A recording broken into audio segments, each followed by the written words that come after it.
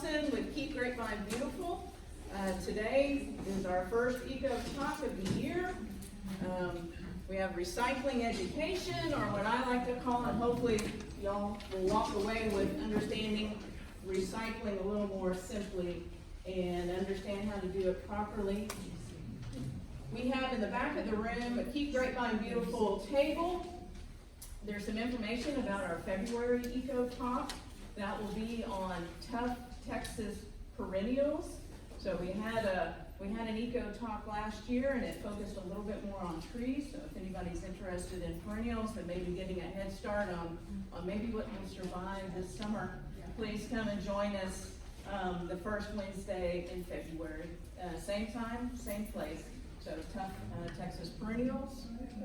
And we'll also, with us today though on recycling education is David Tidmore. He is the account manager for Republic Services, who is our solid waste provider here in the city of Grapevine. So not only will he talk broadly about recycling, but he will also give us very specific information that is pertinent to citizens in Grapevine. So without further ado, David? Hi.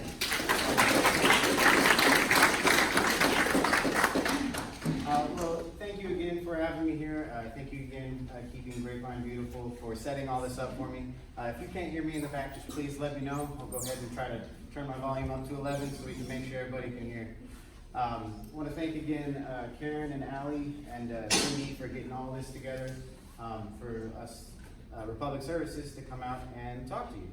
I see many of you have the flyers I left on the table there. That's a general good kind of, hey, what can you recycle? What's supposed to go in the trash? If you didn't get one of those, you can grab one on your way out. Please share that information with all your friends as well, because what you're going to learn is that what you already learned about recycling is probably not true anymore. The state of recycling has just changed quite a bit, and it all kind of happened here 5 years ago now, I guess, since it's 2024. So without further ado, we'll get started. And then towards the end of it, we'll just have a Q&A, because if you have any specific questions about, hey, can this material be recycled, or I was always told this or something, just kind of open it up so I can answer some questions, and we can all be a little bit more eco-conscious with our waste. So kind of the history of recycling, how it really got started. Back in the early 1900s, there was just a lot of kind of scrap yards, recycled cars, parts, metals. There wasn't a lot of commodities and that sort of thing yet. But things like cardboard boxes, retailers would use them, reuse them. And with the Depression coming on in the later 30s and 40s, it was just everyone tried to reuse everything they could, so they didn't have to buy more. So that's kind of where recycling started to get its more modern day kind of form.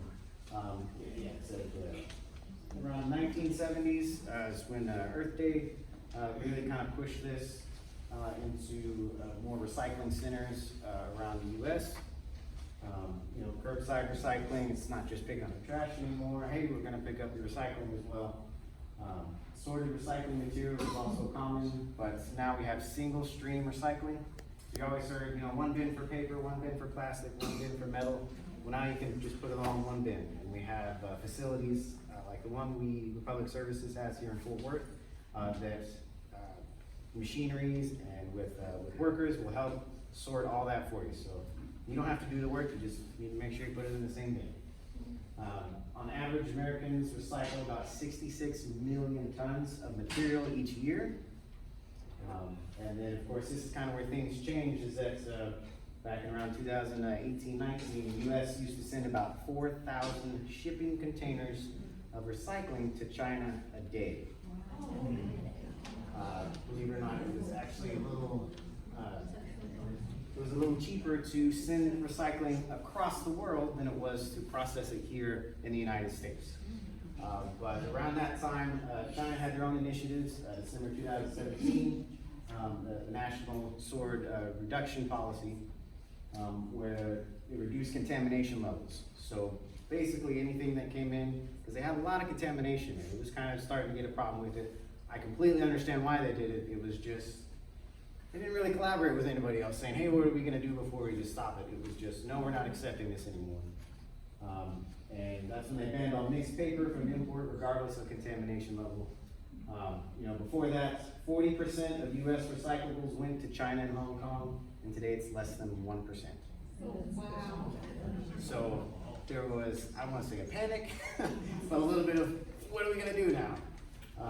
And when you don't have a process for things, that's when it starts to become more expensive to store and to hold, and all right, we need to figure something out. So what do they do now? We'll go ahead again. I like your enthusiasm. That's why it's here. This is what I mentioned with single stream recycling, right? The good things for it is you don't have to sort anything out, you just put it all in one bin. With single stream, more people are like, oh, it's easy now, so I'll just go ahead and toss it in. So more participation, and it's a higher diversion rate from the landfill, because ultimately we're trying to keep everything out of the landfills so they can be reused again. The cons, though, is that there is higher contamination. Those are efforts and our interests are to keep it out of the landfill. Well, unfortunately, it's got to come back to the landfill because of contamination levels. And the common contaminants are food, liquid, garden hoses, toys, clothing, and diapers. Honestly, I don't know who would throw diapers in the recycling. Personally. So let me talk a little about the recycling process. So now we got it all in one bin. What happens now? As you can see, we have consumption, so we're using the product, then we recycle it, toss it into the bin. Next is the collection where our beautiful blue or green trucks come around and pick those up for you, curbside. What they do at that point is bring it to whichever facility will process or refine. So as I mentioned, we had a material recycling facility there in Fort Worth, and that's where everything gets sorted. And then from there is where you see residual waste, which would be your contaminants. So anything that, hey, cannot go in here at all, it's gonna contaminate the whole load, that would actually be put in the landfill. Anything from there would be sorted into kind of its commodities, so your papers, your plastics, your glass. And from that point, it would go back to whoever's gonna produce the material that would need it, and then it kind of starts all over again. Sometimes recyclable material can be used to create other things, but in doing so, then they become unrecyclable because of the other chemicals and materials that are added to it. So that's why you have then after production some more residual waste that would then have to go to. So you might see benches or something that were made out of recycled plastic. Well, the second they made that bench, it's no longer recyclable, just because of the way the production and everything works.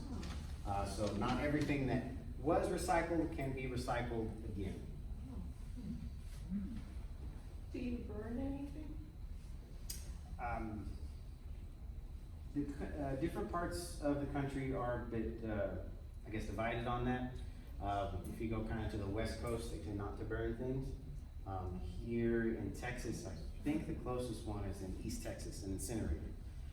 So if that is what you're needing to do, then there are other facilitators that would take that to an incinerator.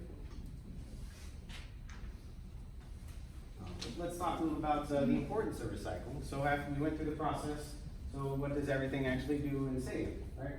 1 ton of office paper actually saves the equivalent of 322 gallons of gasoline. 1 ton of aluminum cans saves the equivalent of 1,024 gallons of gasoline.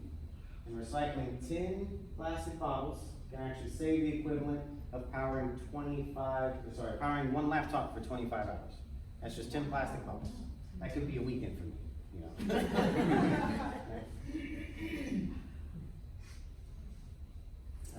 So, how can we help at home?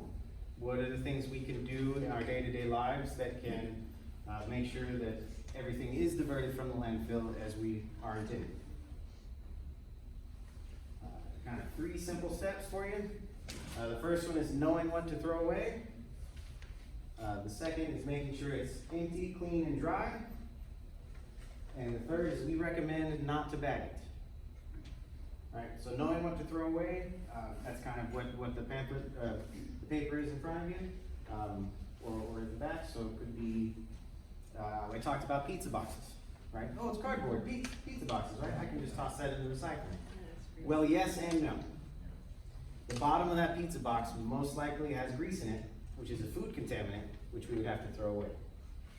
But the top may not have anything on it. The top may be nice and clean. If you want, you can rip them in half, throw one in the trash, one in the recycling. Empty, clean, and dry. Let's say you have a pasta sauce, right? You can, at the end of it, when you're done, just kind of put a little water in it, shake it up, let it loose, let it dry. You can actually keep lids on those as well, and you just toss that in the bin. And then finally, we recommend not bagging it. Because the bags can be a little difficult to get into, number one, and number two, the kind of plastic bags and your kind of everyday grocery bags, they will gunk up that machinery like crazy. What about paper bags?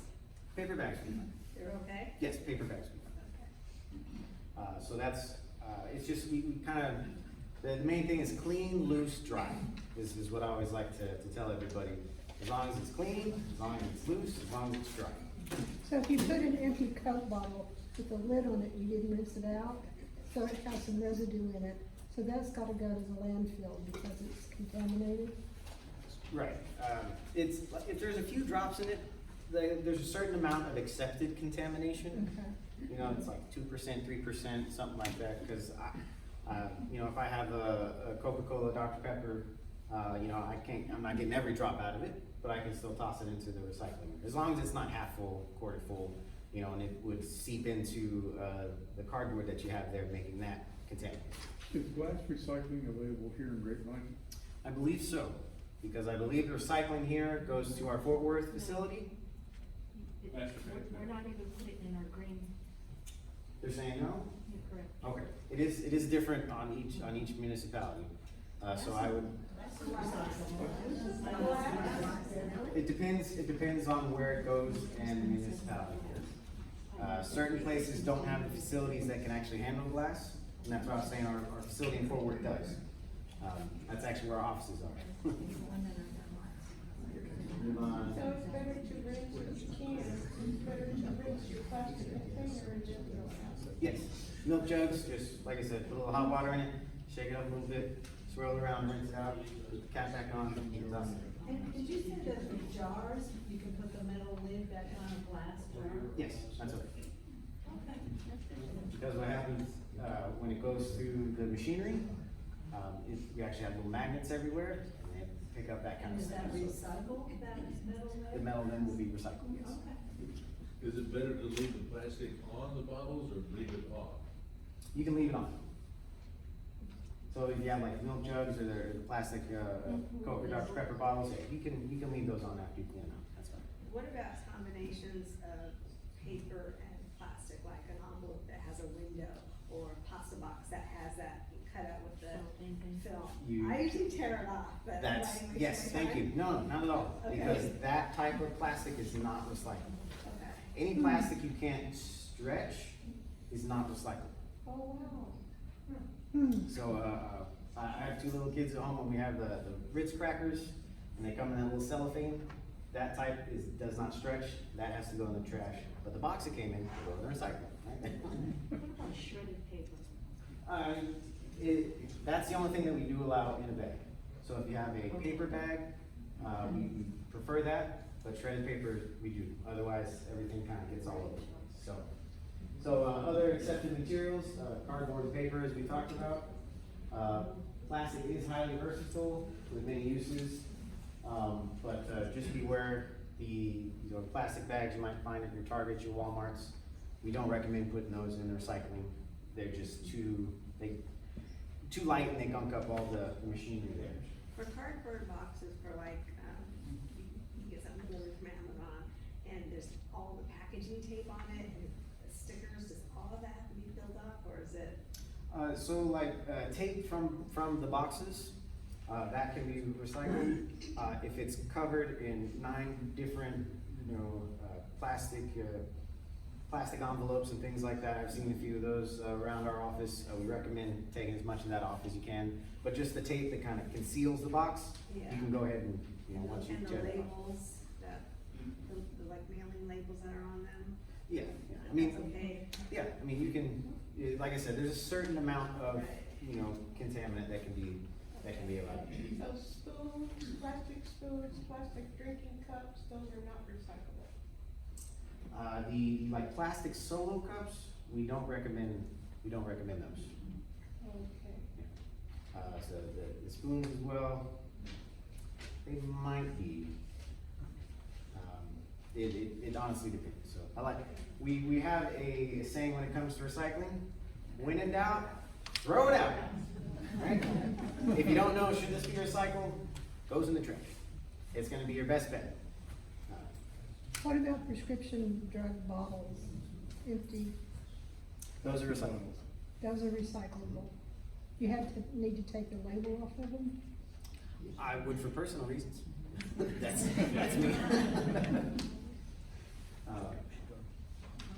We talked about some non-acceptable materials.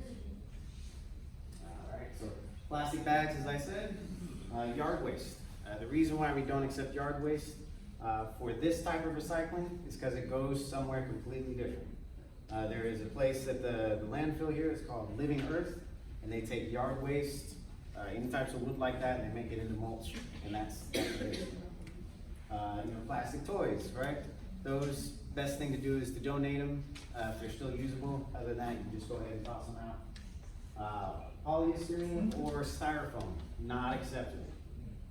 Not acceptable in this trash. There might be some companies out there that can process and handle styrofoam, but that is completely on their own, and it's not affiliated kind of with the city and what you can put on the curb. Excuse me, Hmm? there's a facility in Keller that processes and takes in styrofoam. Yes, like I said, there are other independent facilities, but when it comes to what you can put in your home, we don't recommend doing that. Medical waste, clothing, shoes, we don't recommend scrap metal. So if you do kind of scrap machinery, those kinds of things, screws, nuts, bolts, once again, they're very small and we don't recommend that. Primarily just kind of the aluminum cans there.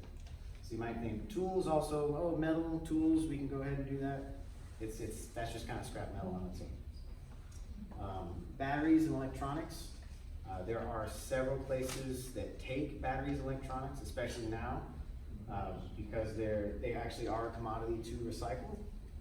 Republic Services, in a more business sense, we do facilitate companies recycling for batteries and electronics, projectors, laptops, anything else. We bring a box mail back program. We give you a big box to put everything in. We ship it to another company. You get certified that, hey, this was destroyed. Everything was wiped 7 times and this is completely destroyed, so you can help protect any privacy you have there. And then there's plastics and metals like gold and silver, actually in a lot of stuff, even in your phone. Everyone's carrying gold right now on your phone. I don't know if you knew that. So those kinds of things, there are a market for them, but just not specifically on your curb or at your house. Do they still have, I think it's Best Buy that you can drop off? Yes, I do recommend Best Buy, especially Christmas just came and went, so there might be some electronics that were upgraded, so all the other ones there, I'm gonna go ahead and take them to Best Buy along with batteries. They have recycling for that as well. There's also a dumpster for electronics across from the service center in Grapevine. Yeah, I was gonna Oh, yes, jump please. in and just Please kind of jump in, say yes. that there is a 24/7 recycling center that you can go across from at 500 or 501 Shady Brook Drive, where they will accept electronics, appliances, and you can drive up and drop it off. And then you also have our household hazardous waste event, and also Grapevine Recycles, which will accept the styrofoam, sheet metals, those kind of things. So we do provide some of those 2 events a year that can accept some of those things if you don't wish to take the drive to other places. Is all So- that information on Grapevine's website? Yes, if you go to environmental, go to Yeah. the Grapevine and Environmental Services, Uh-huh. that information will be there, yes. Kathy, I think Dewey locks up the electronics that he used for the day, so it's only open. So people aren't stealing stuff out of that or other kind of thing? Yeah, I Okay. told you, the commodities, you can get stuff out. Yeah, you are, probably, I probably misspoke, so thank you for that. Learned that the hard way. You did. You said pill bottles are okay, so that's not considered medical waste. No, medical waste would be syringes, anything that kind of has biohazard waste. Okay, okay. What about the plastic clamshells that you get with food in them? The clear plastic that yeah. say one on them. So, Like each- berries come in them. And spinach comes in. yes, those can be recycled. If they're clean, loose, and dry. Rinse them off. Do What the about- numbers mean what about, anything? Are you gonna explain? The numbers do mean, what, kind of how the plastic was made. And so certain numbers, you can't, the way the chemical bonds were made from the plastic can't be undone or recycled or melted down. So that's why it's only certain ones, 1 through 7, I think it is. Let's see, it might be on the, It is, it says 1 through Yeah. 7, and I think last year it was 1 through 5, comma, 7. So now you accept the 6s, which I think some of those solar and like I cup said, things. technology, when it comes to recycling, it's kind of what happened. Everything used to be, oh, don't worry about it, we'll just ship it halfway across the world. Now it's become, oh, we need to worry about this, let's figure out what we can do for it. And then, of course, we're all part of this community, we're all part of Mother Earth here. And so together, we wanna educate, we wanna be here to educate you, to help you out, answer any questions you have, and then from there, you can also, let your friends and family know, when you see them throwing something away or putting something in recycling. Actually, that doesn't go in the recycling. Just go ahead and throw it out. But if you have any further questions or kind of want to do a little bit of research on your own, you can visit recyclingsimplified.com. It's for public services, kind of a home recycling thing for you there. We also do facilitate programs for schools, for kids. We have programs from K through 12 with all sorts of activities and everything else. If there are any teachers or administrators in here, we can help out with that. And that's what I have there. Is there kind of